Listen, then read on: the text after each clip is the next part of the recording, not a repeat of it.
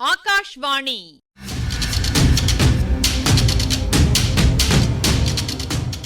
பொன்னியின் செல்வங்கள் வாசிப்பும் ஆய்வும். வாசிப்பவர் ராமசுவாமி சுதர்சன் அவர்கள்.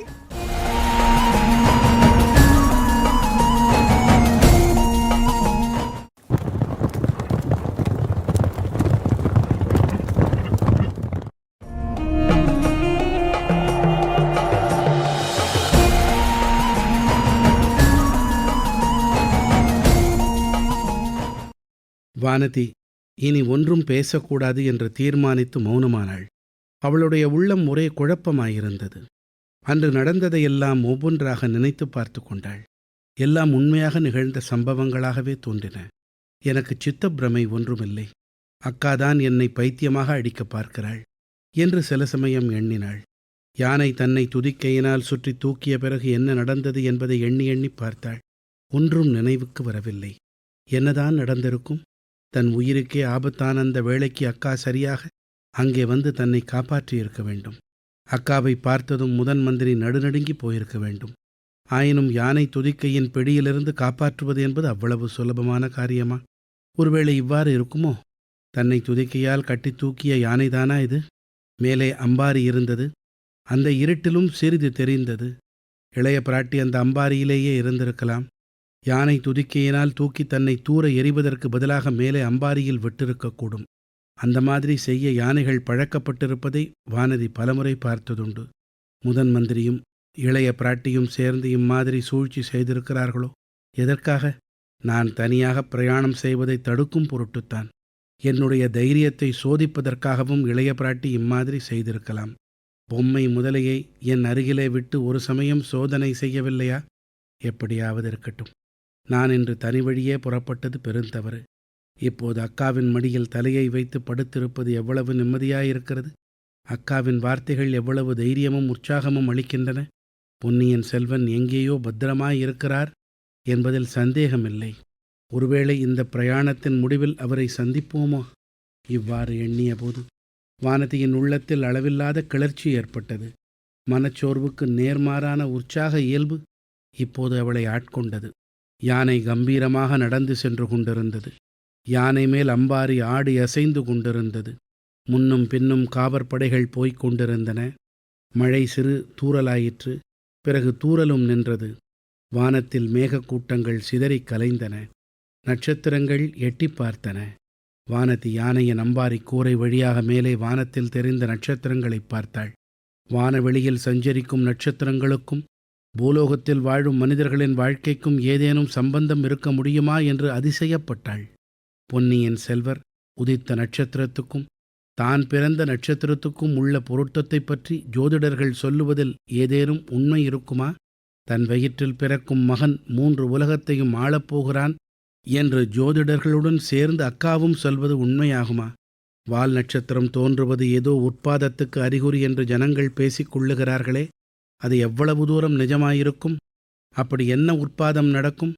பொன்னியின் செல்வர் கடலில் மூழ்கியதுதான் அந்த உற்பாதமா? அக்கா கொண்டுள்ள நம்பிக்கையின்படி அவர் திரும்பி வருவாரா? அப்படியானால் வேறு என்ன உற்பாதம் நடக்கக்கூடும்? இம்மாதிரியெல்லாம் வெகுநேரம் சிந்தனை செய்து கொண்டிருந்த பிறகு வானதி லேசாக கண்ணயர்ந்தாள். அவள் கண்விழித்து பார்த்தபோது பொழுது புலர்ந்திருந்தது. புள்ளினங்கள் உதயகீதம் பாடின. இளைய பிராட்டியும் விழித்து கொண்டிருந்தாள். அம்பாரியின் பட்டுத்திரையை விலக்கிக் கொண்டு வெளியே பார்த்து, இதோ ஆனைமங்கலம் வந்துவிட்டோம், சோழ மாளிகையின் வாசலுக்கே வந்துவிட்டோம் என்றாள். இரு இளவரசிகளும் யானை மீதிருந்து இறங்கினார்கள். மாளிகைக்குள்ளே பிரவேசித்தார்கள். அங்கே ஆயத்தமாயிருந்த அரண்மனை தாதிமார்கள் இளவரசிகள் இருவரையும் மாளிகையின் எல்லா பகுதிகளுக்கும் அழைத்துச் சென்று காட்டினார்கள். கடைசியில் மாளிகையின் கீழ்ப்புறத்துக்கு வந்து அங்கிருந்த அலங்கார முன்றின் முகப்பில் நின்றபடி கடலுடன் கலந்த கால்வாயை பார்த்து கொண்டு நின்றார்கள். அக்கா, இளவரசரை தேடுவதற்கு ஏற்பாடு செய்யப் போவதாகச் சொன்னீர்களே, என்ன செய்திருக்கிறீர்கள் என்றாள் கொடும்பாளூர் இளவரசி. ஆமாடி வானதி, தேடுவதற்கு ஏற்பாடு ஆரம்பமாகிவிட்டது. அதோ பார், ஒரு படகு வருகிறது. அதில் வருகிறவர்கள் ஒருவேளை ஏதேனும் செய்தி கொண்டு வந்தாலும் கொண்டு வருவார்கள் என்றாள் குந்தவை. வானதி திரும்பி பார்த்தாள். சற்று தூரத்தில் மரக்கிளைகளின் இடைவெளியில் ஒரு சிறிய படகு வருவது தெரிந்தது. அதில் இருவர் இருந்தார்கள். அக்கா, அந்த படகில் வருவது யார் என்று வானதி கேட்டாள். படகு தள்ளுகிறவன் சேந்தன் அமுதன். தஞ்சாவூர் பாதாளச் சிறையிலிருந்து நாம் அன்றொரு நாள் விடுதலை செய்தோமே அவன். உட்கார்ந்திருப்பவள் பூங்குழலி. வானதிக்கு உடம்பு சிலிர்த்தது. அக்கா, நான் அந்த பெண்ணை பார்க்க விரும்பவில்லை, உள்ளே போகிறேன் என்றாள். என்னடி, அவளைக் கண்டு எவ்வளவு பயம்! உன்னை அவள் விழுங்கி விடுவாளா என்ன? நான் பார்த்து கொள்ளுகிறேன், நீ பயப்படாமல் சும்மா இரு என்றாள் குந்தவை. படகு நெருங்கி வந்து கொண்டிருந்தது. யானை துதிக்கையில் அகப்பட்ட வானதி எப்படி உயிர் பிழைத்தாள்? இது குறித்து அவள் இரண்டாவதாகச் செய்த ஊகம்தான் சரியானது. யானை துதிக்கையை சுழற்றி அவளை தூர எறியவில்லை, மேலே தூக்கி அம்பாரியின் அருகில் லேசாக வைத்தது. அங்கே திரைமறைவில் ஆயத்தமாயிருந்த குந்தவை அவளை வாரியணைத்து மடியில் போட்டுக்கொண்டாள். பிறகு முதன் மந்திரியும் பல்லக்கில் ஏறினார். தேவி, போய் வரட்டுமா? உன் பிரயாணம் இனிதா இருக்கட்டும், அதன் முடிவும் இனிதா இருக்கட்டும் என்று சொன்னார். ஐயா, தங்கள் உதவிக்கு மிக்க நன்றி என்றாள் இளைய பிராட்டி. கொடும்பாளூர் கோமகளை கோழை என்றாயே, அவளைப் போல் நெஞ்செழுத்தக்கார பெண்ணை நான் பார்த்ததே இல்லை. முன்னையெல்லாம் அவள் கோழையாகத்தான் இருந்தாள், கொஞ்ச நாளாகத்தான் அவளுக்கு இவ்வளவு தைரியம் வந்திருக்கிறது என்றாள் குந்தவை. எல்லாம் உன்னுடைய பயிற்சிதான்.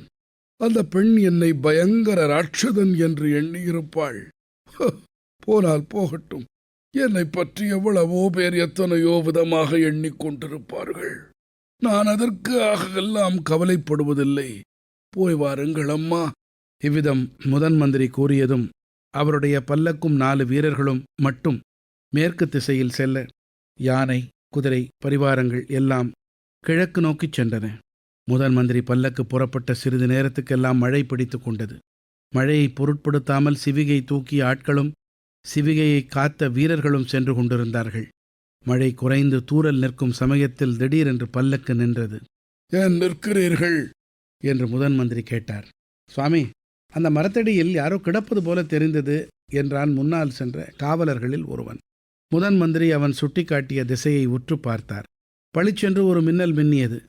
ஆமாம், யாரோ கிடக்கிறதாகத்தான் தெரிகிறது, இறங்கி பார்க்கிறேன் என்றார் முதன் மந்திரி.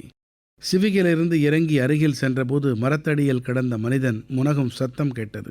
யார் அங்கே என்றார் அனிருத்தர். அதற்கு பதிலாக, முதன் மந்திரி போல இருக்கிறதே என்ற தீனமான குரல் கேட்டது. ஆம், கேட்டது முதன் மந்திரி தான். இங்கே கிடப்பது யார்? ஐயா, தெரியவில்லையா? நான் தான் மதுராந்தகன். இளவரசே, இது என்ன கோலம்? இங்கே எப்படி வந்தீர்கள்? என்ன நேர்ந்தது என்று பரபரப்புடன் கேட்டுக்கொண்டே முதன் மந்திரி மதுராந்தகரை தூக்கி நிறுத்த முயன்றார். முதன் மந்திரியின் கரம் மதுராந்தகன் மேல் பட்டதும் அவன் அலறினான். ஐயோ அப்பா, செத்தேன், என்னை தொட வேண்டாம், என் கால்கள் போச்சு போச்சு. அனிருத்தர் அவனை தூக்குவதை நிறுத்திவிட்டு, இளவரசே, தங்களுக்கு என்ன நேர்ந்தது? தங்கள் கால்களுக்கு என்ன நேரிட்டது என்று கவலையுடன் கேட்டார். என் கால்கள் முறிந்தே போய்விட்டன, நடக்க முடியவில்லை, நிற்கவும் முடியவில்லை. முதன் மந்திரி திரும்பி பார்த்து, அடே, பல்லக்கை இவ்விடம் கொண்டு வாருங்கள் என்று தம் ஆட்களுக்கு கட்டளையிட்டார். பின்னர், ஐயா, இந்த விபத்து எப்படி நேர்ந்தது? தாங்கள் மழையில் தனியாக கிடக்கும் காரணம் என்ன? தங்களோடு வந்த பரிவாரங்கள் எங்கே? தங்களை இவ்விதம் விட்டுவிட்டு அவர்கள் எப்படி போகத் துணிந்தார்கள்? அவர்களுக்கு என்ன தண்டனை விதித்தாலும் போதாதே என்றார். முதன் மந்திரி, யாரையும் தண்டிக்க வேண்டாம், யார் பேரிலும் குற்றமில்லை. மாலை நேரத்தில் குதிரை மேல் ஏறிக்கொண்டு நான் தான் தனியாக கிளம்பினேன். நதிக்கரையோரமாக போய்க் கொண்டிருந்தேன். திடீரென்று மழை பிடித்து கொண்டது. ஒரு பெரிய மின்னல் மின்னி இடி இடித்தது. குதிரை மிரண்டு ஓடியது. நான் இந்த மரத்தின் கிளையில் சிக்கிக்கொண்டு கீழே விழுந்து விட்டேன். குதிரை எங்கேயோ போய்விட்டது. விழுந்த வேகத்தில் கால் முறிந்து விட்டதோ அல்லது சுளுக்கி கொண்டு விட்டதோ தெரியவில்லை. எழுந்து நிற்கவும் முடியவில்லை. நல்ல வேளையாக தாங்கள் இந்த சமயம் இங்கே வந்தீர்கள். ஏதோ தங்களுடைய தந்தை மகானாகிய கண்டராதித்த தேவர் செய்த புண்ணியம்தான் இந்த மட்டும் நான் இங்கே வரும்படி நேர்ந்தது. கொஞ்சம் பல்லை கடித்துக்கொண்டு பொறுத்திருங்கள். பல்லக்கில் தங்களை ஏற்றி விடுகிறேன். மற்ற விவரங்கள் எல்லாம் நாதன் கோவிலில் அடியனின் இல்லத்துக்கு போன பிறகு கேட்டு தெரிந்து கொள்ளுகிறேன் என்றார் அனிருத்தர். இப்பகுதியின் ஆய்வினை வழங்குகிறார் ஐங்கரன் அவர்கள். வானதியை தேடி போவதா, மதுராந்தகரின் உதவிக்கு போவதா? இந்த போராட்டம் வந்தியத்தேவனின் உள்ளத்துல நடந்ததை பார்த்தோம். எதிர்பாராத விதமா ஒரு குட்டி சக்கரவர்த்தியை சந்திக்கும்படியா நேர்ந்துடுச்சு. அன்னைக்கு கடம்பூர் மாளிகையில தெரிஞ்சுக்கிட்ட விஷயங்களை விட பல மடங்கு விஷயங்களை தெரிஞ்சிக்க முடிஞ்சது. ஆனா என்ன பயன்? அந்த பள்ளிப்படை காட்டிலிருந்து வெளியேற முடியுமா? இந்த தருணத்துல ஆழ்வார்க்கடியான் வந்து சேர்ந்தான். அவன் சொன்னபடி முதன் மந்திரி செஞ்சுக்கிட்டு வந்திருக்கிற முன்ஜாகிரதை ஏற்பாடுகளை பார்த்துக்கிட்டு வரோம். வானதிக்கு துணையா குந்தவை மதுராந்தகரை கவனிக்க தாமே களத்தில் இறங்கிட்டார் அனிருத்தர். இந்த கட்டத்தில் பள்ளிப்பட காட்டை விட்டு புறப்படுறதுக்கு முன்னால காளாமுகர் கூட்டத்தை பற்றியும் மதுராந்தகர் அங்கே போக உத்தேசித்திருப்பது பற்றியும் முதன் மந்திரிக்கு தெரியுமான்னு கேட்டான் வந்தியத்தேவன் ஆழ்வார்க்கடியான. அதை நினைவுபடுத்திப்போம். அதுக்கு தெரியாமலா என்ன அனுப்பினாரு? அதே சமயத்தில் மதுராந்தகர் அங்கே போய் சேராமல் இருக்கிறதுக்கும் ஏற்பாடு செஞ்சிருக்கார். அவரோட ஆள் தான் தீவிரத்தியை தூக்கி பிடிச்சு வேணுமுன்னே குதிரையை மிரட்டி தறிகட்டு உடச்செஞ்சிருப்பான். தரையில் விழுந்த மதுராந்தகரை யாராவது எடுத்து காப்பாற்றியிருப்பாங்க. இந்நேரம் அநேகமாக ரதத்திலேயோ பல்லக்கிலேயோ ஏறி அனிருத்தர் தஞ்சையை நோக்கி போய்கிட்டு இருப்பார். வா, நாம நம்ம வழியே போகலாம்னு சொன்னானே. உற்பாதம் இச்சொல்ல ஆராய்வோம். பாதம் இதன் பொருள் அழிவு, கேடு. உத் என்கிற முன்னொட்டு இணைஞ்சு தோன்றுதல் என்ற பொருளை தருது. அதாவது உத்பாதம் என்பதன் அர்த்தம் அழிவுக்கான அறிகுறி, முற்குறி, கெடுகுறி, துர்க்குறி. இப்படி சத்குரு சர்க்குரு, உற்பத்தி உற்பத்தி ஆவது போல உத்பாதம் உற்பாதம் ஆகுது. வடமொழியில் இத் என்கிற மெய்யெழுத்து பாவுடன் சேரும்போது தமிழுக்கு ஏற்ப இர்ன்னு மாற்றம் அடையுது. கொடும்பாளூர் கோமட கோழை என்றாயே வியந்தார் அனிருத்தர். கல்கியின் சொல் விளையாட்டு திறமைக்கு இன்னொரு எடுத்துக்காட்டு கோ கோ கோ. உரைநடையில் இப்படி ஒரு மோனை நயம் அவருக்கு இயல்பாமையது. நாதன் கோவில் குடந்தைக்கு தென்மேற்கே 8 கிலோமீட்டர், சோழ மாளிகைக்கு கிழக்கே 3 கிலோமீட்டர். துவாபர யுகத்திலேயே நாதன் கோவில் என்கிற பெயர் இருந்ததாக சொல்லப்படுது. நாதன் தலைவன், உற்சவர் ஜெகநாதன். இந்த நெடுங்கதைக்கு 500 ஆண்டுகளுக்கு பிறகு இந்த ஊர்ல தோன்றி மேலும் பெருமை சேர்த்தவர் காளமேக புலவர். நினைச்ச மாத்திரத்தில் கவி பாட வல்ல இந்த ஆசு கவி பாடின சிலேடை பாடல்களில் நயமும் உண்டு, நகைச்சுவையும் உண்டு. நல்லது, அடுத்த பகுதியில் சந்திப்போம்.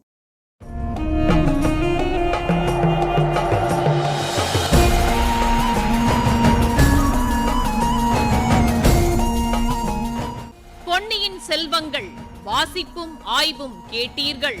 வாசித்தவர் ராமசுவாமி சுதர்சன் அவர்கள். ஆய்வினை வழங்கியவர் ஐங்கரன் அவர்கள். படைப்பு சென்னை வானொலி நிலையம்.